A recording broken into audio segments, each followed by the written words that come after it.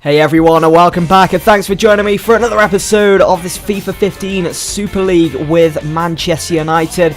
After the amazing results of the previous episode, that win against Bayern Munich, and of course that huge win against the Spanish giants Real Madrid, it was so important that we secured all 3 points there at Old Trafford. Up next for United, they would be hopping onto the M62 and travelling west to play Liverpool at Anfield.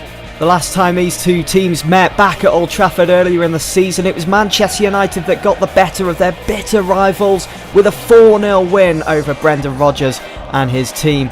The goals coming from the likes of Memphis Depay, Marouane Fellaini and Angel Di Maria. Only one of those players would feature in this game at Anfield. Whereas for Liverpool, they had a fully fit Balotelli, Sturridge and Borini up front. In midfield, Henderson, Lallana, Sterling. A very interesting formation, very different to the side that Rodgers put out in that reverse fixture at Old Trafford. For Manchester United, there was a massive shuffle of the pack. Valdez in goal, of course. Raphael, Jones, Smalling and Shaw at the back. Blind in midfield alongside Michael Carrick, Fellaini, and up front Valencia, Rooney and Ashley Young. As of late, Liverpool have been turning things around in the league. They're out of that bottom three now. They're up into 17th. And they were looking for a win here against Manchester United. If they could do that, then they could certainly start climbing up the table slightly and be getting into a more improved position as we head closer and closer towards the end of the season. Now, 11 minutes into the game, surprise, surprise, Martin Skrtel had received a yellow card for his challenge here on Wayne Rooney. I think it was the angle that he came in, looking a bit dangerous from the referee's position as well, and that's why the ref thought it was right to give him a yellow card. I'm not sure. I don't think it really deemed a yellow card, that challenge. A free kick at least, but a yellow card maybe a little bit too harsh from the referee. But as the match went on, Liverpool was certainly getting the better of United with their chances going forwards. They had a fully fit Balotelli, Daniel Sturridge and a Raheem Sterling that was just, he was on top of his game in this one. Quick, he's small as we know, can get in and out of those challenges and those little spots which he often finds himself in. Whereas Manchester United, as you know, I had to shuffle the pack quite a lot because we were just a couple of days removed from that fixture against Real Madrid. So I was having to rest a few key players here and there, and I was also taking into consideration our next fixture, which would be back at Old Trafford against Juventus. So we were finding it difficult to keep up with the likes of Raheem Sterling because of players' fitness and their stamina and everything. It was pretty poor. We was pretty stagnant in this game against Liverpool, and I did kind of expect Liverpool to get the better of us in this fixture. I was hoping that wasn't going to be the case. We did get an opening here from Valencia. A great through ball pass for Wayne Rooney. Just squaring it there, and it was left for Rooney to run onto. And he beat his man there, just going round him. And on the outside of his right foot, he's loved doing that over the last couple of episodes. He smacked that into the bottom left-hand corner, beating Mignolet and putting Manchester United into the lead before half-time. United could have made it 2 before half-time with that effort from Valencia, who for some reason decided to head it instead of letting it fall to his feet and maybe power past Mignolet. He had plenty of time, plenty of space to come up with something. But of course, he went for the header instead. I mean, Ashley Young did so well to cross that ball in. It's perfectly delivered.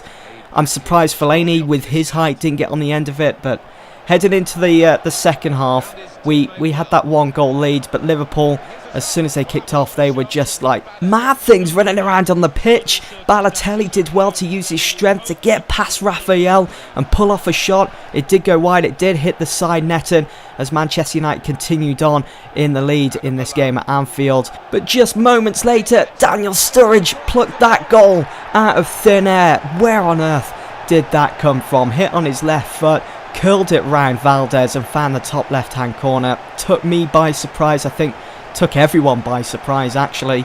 You can see the United fan there just in the background with his hands up to his mouth thinking, what the hell just happened? Why isn't Valdez saving that? He's fully stretched. Bit disappointing that we had to concede with another half an hour to go of this game, and Liverpool just kept coming at Manchester United and eventually found themselves in the lead. I was shocked because 1 second Manchester United were in the lead and doing okay, and then the next we were trailing by a goal. Liverpool 2-1 up with just over 20 minutes to go of the game. How on earth were we going to turn this one around? Valdez was kind of letting me down in goal. I wasn't performing that well at the back either. But, I mean, they were both chances where Valdez could have pulled off a tremendous save. You can see eBay finding Balotelli at that far post. And, I mean, Valdez was there. He could have put a stop to it at least. Disappointing. And so we had to come up with something special to get an equaliser, to get ourselves back in this game. And you can see Young finding Michael Carrick, who was totally unmarked, wasn't even picked up by any of the Liverpool players, just inside that penalty area.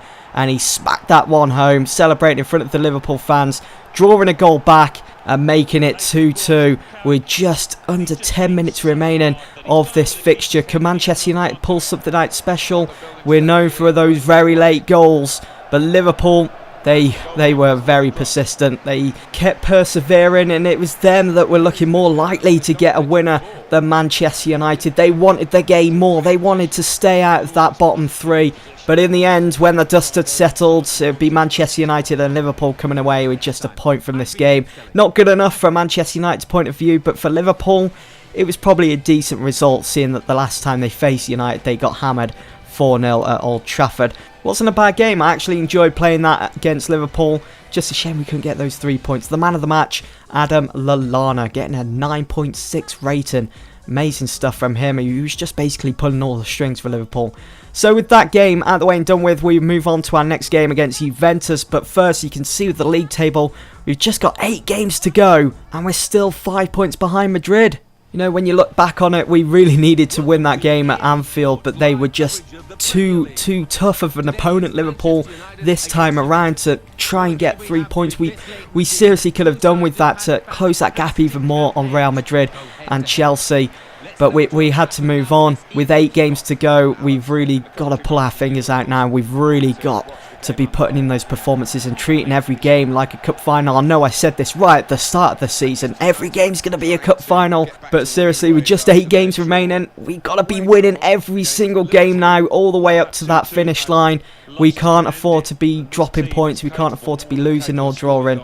We've got to win every game. And we had to start here at Old Trafford against Juventus in the hope that Real Madrid and Chelsea would maybe slip up somewhere, maybe drop points here and there. I know, it's wishful thinking, especially the form Madrid and Chelsea find themselves in at the moment, but again, we just got to focus on every game that we play now and just forget about Madrid and Chelsea, and hopefully come the end of the season we get a little surprise there that it's United on top of the pile and not Chelsea or Madrid. I did have trouble picking my side again for this game against Juventus. A couple of days removed from that fixture against Liverpool. Fitness was a bit of an issue, which meant Falcao had to come in for Rooney. We had Young playing again, and also Valencia down the right side. Di Maria, Depay, they weren't getting back to full fitness. We needed a bit of a break. We almost got off to a flyer though against Juventus. Just under 2 minutes gone of the game. It was Falcao that was putting Joe Hart to work early on with a perfect header. It was heading into the top right hand corner, but Joe Hart somehow pulling out all the stops, tipping the ball over for a corner for Manchester United. Nothing came of that, of course, and it was weird seeing Joe Hart in a Juventus kit. Maybe it was part of a swap deal as Vidal went the opposite way in January. Luke Shaw was tremendous against Juventus. You could see that challenge, that battle between him and Llorente. Llorente would have been through with an opportunity to make it 1-0, but Luke Shaw, even though he was on a yellow card, he just wasn't afraid to get stuck in. And another player that wasn't afraid to get stuck in was Lichtsteiner, who's already given a yellow card. Within 26 minutes, he was given a second, and well, it's a straight red with his challenge on Raphael, who unfortunately had to go off. As you saw, it was an instant injury. The way Raphael went to ground, in real life, it would have been, well, something would have been broken, let's put it that way. His leg would have definitely snapped in two with that challenge from Lichtsteiner. The force he came in meant that Phil Jones had to replace Raphael in that right back position as Dani Alves wasn't available.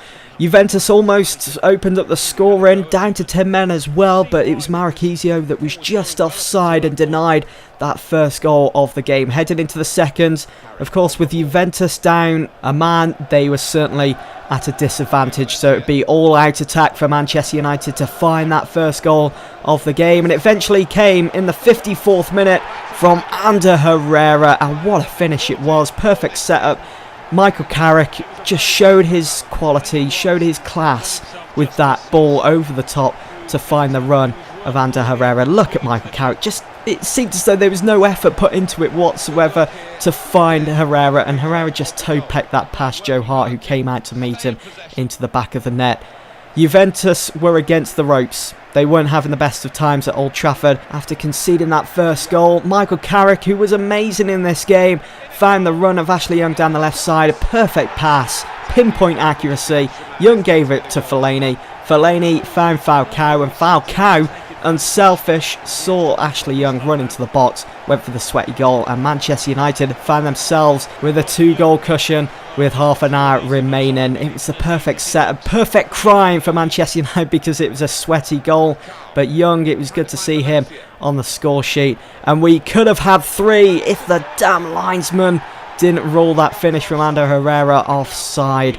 It was a nice goal as well, how Herrera chested it down and then turned on the volley and powered that one past Joe Hart. Could have made it 3-0.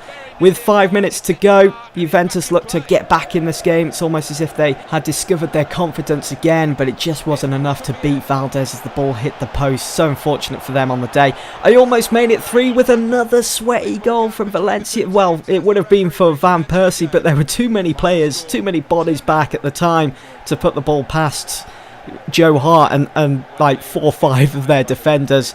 But in the end, it was Manchester United coming away with a clean sheet and 2 goals coming from Young and Ander Herrera. So there we go, 1 game down. We've got to win the rest, folks. We've only got 7 remaining. Can we do it? Can we pull out all the stops? Can we win the remaining 7 games? We've got City next, and after that we've got Chelsea. It's going to be huge. I'll see you all soon for the next one.